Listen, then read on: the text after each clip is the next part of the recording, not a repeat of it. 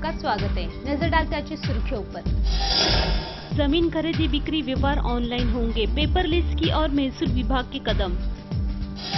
हरित क्षेत्र के रक्षण के लिए सिडको के कदम, मैंग्रोव के रक्षणार्थ टोल फ्री क्रमांक और वेब लिंक।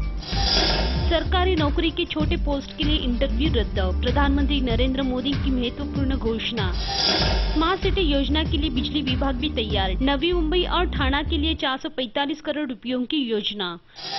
मोस्ट वांटेड छोटा राजन आखिर गिरफ्तार, इंडोनेशिया से किया गिरफ्तार। वाशी सेक्टर 4 यहाँ फुटपाथ के काम धीमे गति से, साल भर शुरू हुए काम की तकलीफ नागरिकों को। सरकारी नौकरी के छोटे पोस्ट के लिए 1 जनवरी 2016 से इंटरव्यू लिए नहीं जाएंगे।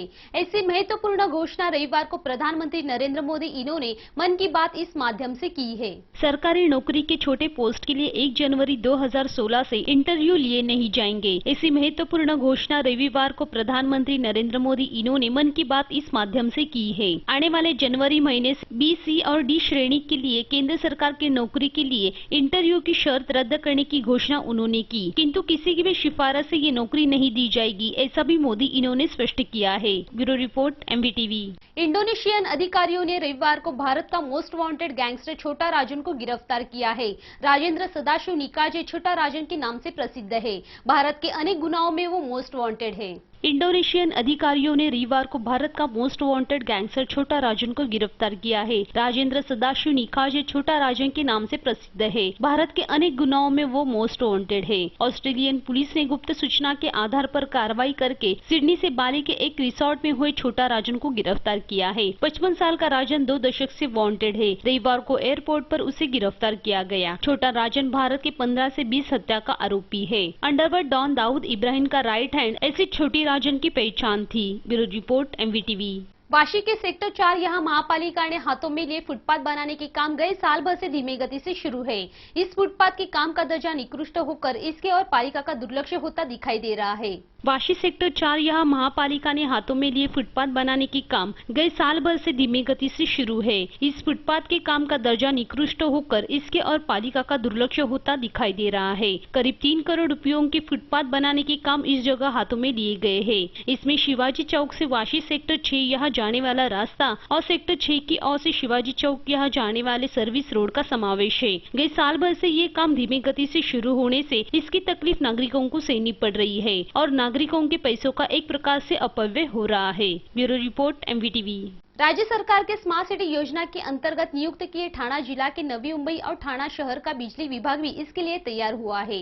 नवी मुंबई और ठाणा शहर को अखंड बिजली पूर्ति हो, इसके लिए बिजली विभाग की ओर से 545 करोड़ रुपयों की योजना तैयार की गई है। राज्य सरकार के स्मार्ट सिटी योजना के अंतर्गत नियुक्त किए ठाणा जिले का नवी मुंबई और ठाणा शहर का बिजली विभाग भी इसके लिए तैयार हुआ है। नवी मुंबई और ठाणा शहर को अखंड बिजली पूर्ति हो, इसके लिए बिजली विभाग की ओर से 545 करोड़ रुपयों की योजना तैयार की गई है। उस अंतर्गत नवी मुंबई के लिए 251 करोड़ तो ठाणा विभाग के लिए 294 करोड़ रुपयों का प्रावधान किया गया है। इस संदर्भ में गए हफ्ते में बैठक संपन्न हुई। नवी मुंबई के वाशी और नेरुल विभाग में स्मार्ट सिटी योजना के लिए 251 करोड़ रुपयों का काम प्रस्तावित है। इस योजना अंतर्गत बिजली तार भूमिगत करना, 2211 kV क्षमता के उपकेंद्र की क्षमता बढ़ाना, बिजली वितरण प्रणाली अत्याधुनिक करना इनका समावेश है।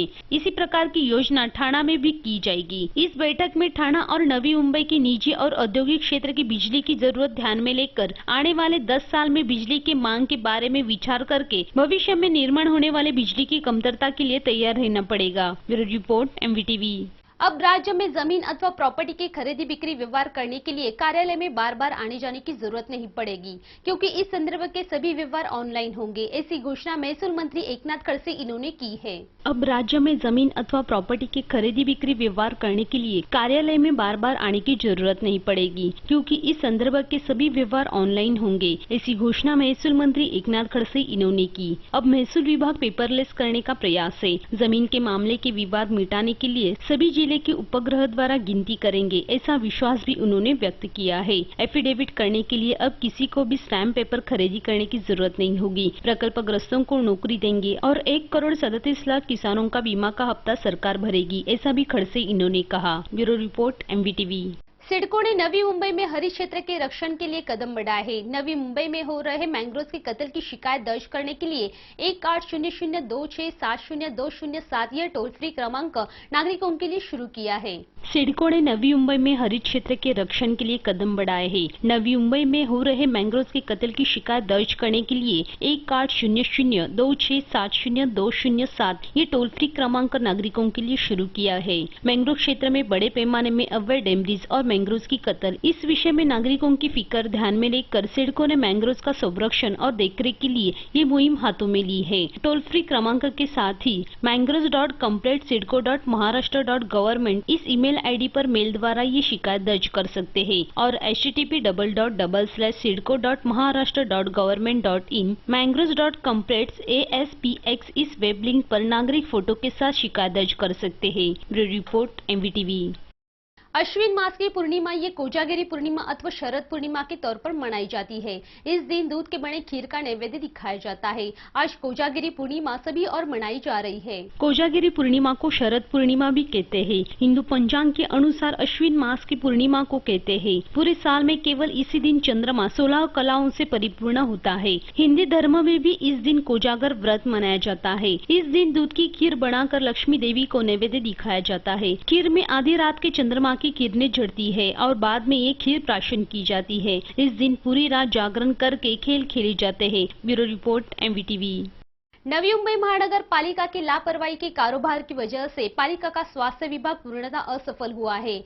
14 साल में अर्थसंकल्प में स्वास्थ्य के लिए तकरीबन 1294 करोड़ 52 लाख रुपयों का प्रावधान किया गया, परंतु उनमें से सिर्फ 719 करोड़ 17 लाख रुपए खर्च करके 503 करोड़ का इस्तेमाल हुआ नहीं, ऐसी जानकारी सामने आई है। नवी मुंबई महानगर पालिका की लापरवाही के कारोबार की वजह से पालिका का स्वास्थ्य विभाग पूर्णतः असफल हुआ है। 14 साल में अर्थसंकल्प में स्वास्थ्य के लिए तकरीबन 1294 करोड़ 52 लाख रुपयों का प्रावधान किया गया, परंतु उनमें से सिर्फ 719 करोड़ 17 लाख रुपए खर्च करके 503 करोड़ का इस्तेमाल हुआ नहीं, ऐसी जानकारी सामने आई। स्वास्थ्य यंत्रणा को दुय्यम स्थान देने से शहरवासियों के स्वास्थ्य की ओर पूरी तरह नजरअंदाज किया जाता है। 2001 साल से एक भी बार स्वास्थ्य के लिए प्रावधान किया गया पूरा निधि इस्तेमाल किया नहीं। फिलहाल नवी मुंबई के पालिका के अस्पताल एक एक करके बंद होने लगे हैं, तो नए से बनाए गए अस्पताल समय पर शुरू किए नहीं गए। पालिका के इस छिछोरे कारोबार की तकलीफ मात्र आम जनता को सहनी पड़ रही है। Bureau report MVTV। CBD Belapur स्थित मैंगो गार्डन के नाम से प्रसिद्ध हुआ गार्डन शराबियों का अड्डा बन गया है। इस जगह शराबियों का प्रमाण बढ़कर इस गार्डन में कचरे का साम्राज्य फैल गया है। इस मैंगो गार्डन की देखभाल के बिना ही ऐसी दुरावस्था हुई है। CBD बेलापुर स्थित मैंगो गार्डन के नाम से प्रसिद्ध हुए गार्डन में शराबियों का प्रमाण बढ़ गया है। इस गार्डन में कचरे का भी साम्राज्य फैल गया है। पेड़ कटाई करके ये कचरा भी गार्डन में पड़ा हुआ है। योग्य देखरेख और देखभाल के बिना इस गार्डन की दुरावस्था हुई है और यहाँ के फुटपाथ भी टूटे हुए हैं। प्रशासन के उदासीनता की वजह से मैंगो गार्डन की दुरावस्था हुई है। इस गार्डन में वॉक करने के लिए जाने वाले नागरिक और गार्डन में आने जाने वाले लोगों ने इसे पीठ दिखाई है, किंतु शराबियों ने गार्डन पर कब्जा किया हुआ दिखाई दे रहा है। प्रणीत कापसे MVTV। नवी मुंबई महानगर पालिका का अतिक्रमण विभाग शहर के अवैध खाद्य पदार्थ के स्टॉल पर कार्रवाई करने के लिए तैयार हुआ है। शहर में करीब 500 खाद्य पदार्थ के स्टॉल्स ने अवैध तरीके से फुटपाथ और रास्ते पर कब्जा किया है। परिणामी वाहतुक समस्या और पादचारियों की गैर सुविधा हो रही है। नवी मुंबई महानगर पालिका की अतिक्रमण विभाग शहर के अवैध खाद्य पदार्थ के स्टॉल पर कार्रवाई करने के लिए तैयार हुआ है। शहर में करीब 500 खाद्य पदार्थ के स्टॉल्स ने गैर कानूनी तरीके से फुटपाथ और रास्ते पर कब्जा किया है। परिणामी वाहतुक समस्या होकर पादचारियों की भी गैर सुविधा हो रही है। गए हफ्ते में 25 अवैध स्टॉल पर अतिक्रमण की कार्रवाई करके उन्हें हटाया गया है, तो जिन स्टॉल वालों के पास पालिका का परमिट है उन्हें जल्द ही वाशी, नेरुल और बेलापुर यहाँ पालिका के केंद्र में जगह दी जाएगी। Bureau report MVTV। MVTV news channel की खबरें आप YouTube पर भी देख सकते हैं media.mvtv इस लिंक के जरिए, या आप हमें 27571494 इस दूरध्वनि क्रमांक पर भी संपर्क कर सकते हैं, या प्रतिक्रिया के लिए mvtvnews@gmail.com इस ईमेल आईडी पर भेज दे सकते हैं। आज के समाचार में इतना ही, फिर मिलते हैं अगले समाचार में, तब तक के लिए नमस्कार।